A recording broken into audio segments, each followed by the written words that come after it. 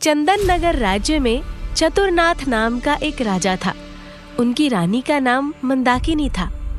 वैसे तो वो राजा सही था, पर उसकी एक बहुत बुरी आदत थी कि वो अपनी अक्ल से ज्यादा अपनी खास दासी अमृता की बातों पर भरोसा करता था। वो अपने फैसले खुद लेने की बजाय हर बात में दासी से सलाह लेता और जो वो कहती वही करता। महाराज, मैं इस औरत के साथ नहीं रह सकता। ये मेरी माँ से सही से बात नहीं करती। और इसने मेरा दहेज में लाया हुआ हार भी अपनी एक प्रेमिका को दे दिया।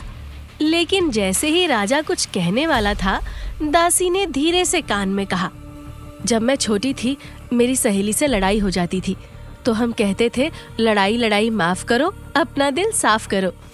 राजा को ये बात पसंद आई।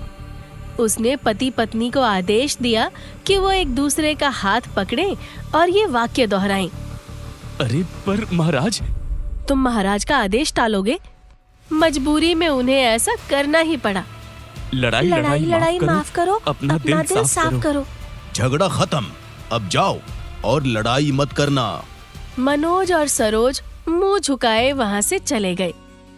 उन्हें चंदन नगर राज्य में एक नाई रहता था जिसका नाम सूरज था। सूरज की एक अनोखी आदत थी। वो बाल काटता अपनी मर्जी से था, पर तारीफ इस तरह करता कि सामने वाला कुछ कह ही ना पाता। लोग उससे नाराज भी होते, पर उसकी चतुराई के आगे सब चुप रह जाते। सूरज भैया, बाल छोटे कर दो, लेकिन जैसे है ना वैसे ही रहने देना। अरे महाराज, आप कहाँ पुराने तरीके में अटके हो। मैं आपको ऐसा बना दूंगा कि लोग कहेंगे ये कोई राजकुमार है। अरे अरे, पर मैं तो बस। शांति। कलाकार जब कृति बना रहा हो तो उसमें दखल नहीं देते, बस देखते जाइए। कुछ देर बाद सूरज ने बाल काटकर एक अनोखा अजूबा बना दिया। करण ने आईने में देखा और उसकी आंखें फटी की फटी रह गईं। ये क्या किया? हाँ, मैं राजकुमार नहीं, मैं तो उल्लू लग रहा हूँ। भैया, हर कोई समझ नहीं पाता, लेकिन यकीन मानो 2 दिन में पूरा राज्य आपकी तरह बाल बनाएगा। कैसे हो सूरज भाई? मेरे भी बाल बना दो। आओ आओ मनोज, बड़े परेशान लग रहे हो। क्या बताऊं सूरज भाई, ये अपने महाराज बिल्कुल अक्ल से पैदल हो गए हैं। क्यों, क्या हुआ? मनोज ने उसे पूरी बात बताई, जिसे सुनकर सूरज बोला, अरे अब जो हुआ सो हुआ, तो महाराज को भाड़ में जाने दो। मैं तुम्हारी दाढ़ी मूछ बना देता हूँ, एकदम बढ़िया वाली। और ये कहकर उसने मनोज को बैठा लिया और अपने हिसाब से उसकी दाढ़ी मूछ बनाने लगा। इसी बीच राज्य में हलचल मची हुई थी। एक जासूस पकड़ा गया था जिस पर आरोप था कि वो पड़ोसी राज्य के लिए गुप्तचरी कर रहा है। राजा चतुरनाथ ने तुरंत आदेश दिया, इस दुष्ट को फांसी पर चढ़ा दो। महाराज, जब मैं बच्ची थी मेरी माँ कहती थी गलती करने वाले को सुधारने का मौका देना चाहिए, क्योंकि हर गुनहगार के अंदर एक अच्छा इंसान छुपा होता है। वाह, कितनी गूढ़ बात कह दी तुमने अमृता। सुनो, फांसी रोक दो। पूरा दरबार हक्का बक्का रह गया। महाराज, ये राज्य की सुरक्षा का मामला है। पता है मंत्री, जब मैं छोटा था मैं भी मिट्टी खा लेता था, लेकिन माँ ने मुझे सुधारा। अपराधी को भी सुधरने का मौका देना चाहिए। अगले ही दिन वो जासूस जेल से भाग निकला और राज्य की महत्वपूर्ण जानकारी लेकर पड़ोसी राज्य पहुंच गया। चंदन नगर के लोग खुले में राजा की मूर्खता पर बात करने से डरते थे। कोई नहीं चाहता था कि उसकी गर्दन उड़ जाए या जेल में डाल दिया जाए। लेकिन एक जगह थी जहां बेखौफ चर्चा होती थी, नाई सूरज की दुकान। भाई, ये राजा दिन ब दिन और मूर्ख होता जा रहा है। अरे धीरे बोल, दीवारों के भी कान होते हैं। अरे लेकिन सूरज की दुकान में तो सिर्फ उस तरह होते हैं।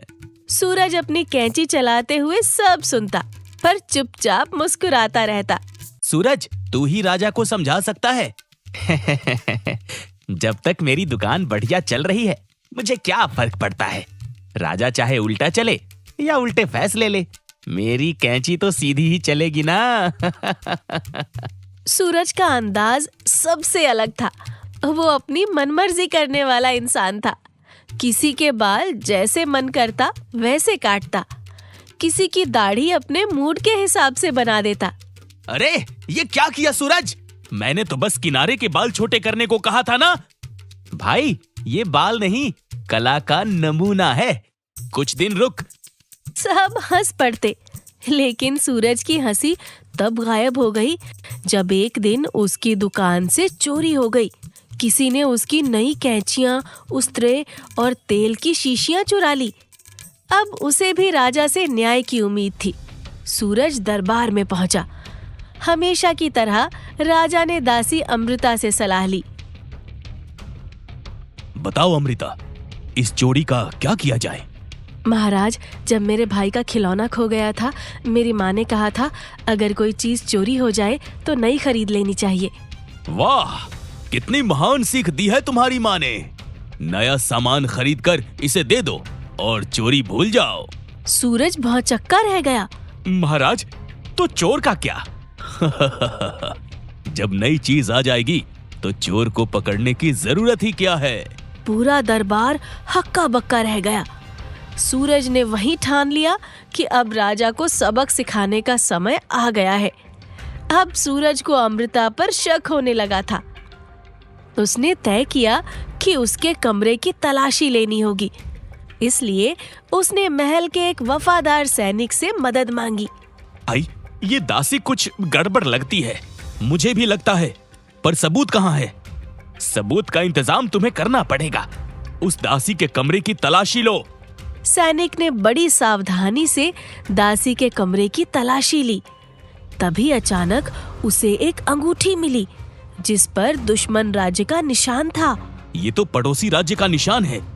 इसका मतलब हमारी प्यारी दासी असल में जासूस है।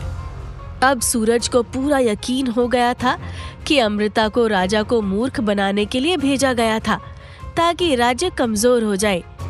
सूरज को एक विचार आया। वो राजा के सामने पहुंचा और बोला, महाराज, आपके बाल, उफ, क्या बताऊं, इतने खराब हो गए हैं कि क्या बताऊं अब। अरे महाराज, मैं अभी सब सही कर देता, लेकिन मेरा सामान तो चोरी हो गया सब। अब तो नए उस्तर, कैंचियां, सब कुछ खरीदनी पड़ेंगी, लेकिन कौन सुने मेरी फरियाद।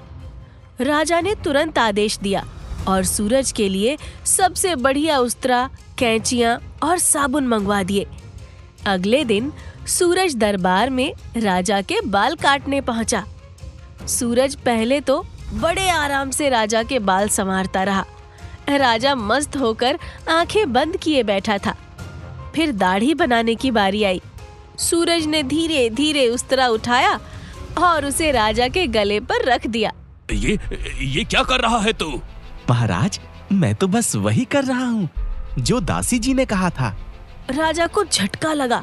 उसने कांपती आवाज में पूछा, क्या कहा था दासी ने? यही कि राजा की दाढ़ी बनाने के बाद उसका गला भी साफ कर देना। राजा का चेहरा सफेद पड़ गया। उसकी टांगें कांपने लगी। ऐसा कैसे हो सकता है? क्योंकि महाराज, आपकी दासी पड़ोसी राज्य की जासूस है। इसने आपको मूर्ख बनाकर हमारे राज्य को बर्बाद करने की कोशिश की। ये अंगूठी देखिए। राजा ने थरथराते हाथों से अंगूठी देखी जिस पर दुश्मन राज्य का निशान था। हे राजमहल की दीवारों, हे छत, हे फर्श, मैंने कितनी मूर्खता की। महाराज, दीवारें, छत और फर्श आपको जवाब नहीं देंगी, पर अब शायद आपको अक्ल आ गई होगी। राजा को अपनी भूल का एहसास हो गया। उसने तुरंत सैनिकों को आदेश दिया, इस दासी को तुरंत जेल में डाल दो। और हाँ, अब से मैं किसी और की सलाह पर नहीं, अपनी बुद्धि से फैसले लूंगा। राजा ने सूरज की तरफ देखा जिसने आंख मारते हुए कहा, महाराज, आपकी मूर्खता की दाढ़ी मैंने आज साफ कर दी। अब दिमाग की कैंची भी चला लीजिए। पूरा दरबार हंसी से गूंज उठा और इस तरह सूरज नाई ने अपनी चालाकी से राजा को उसकी मूर्खता का सबसे बड़ा सबक सिखाया।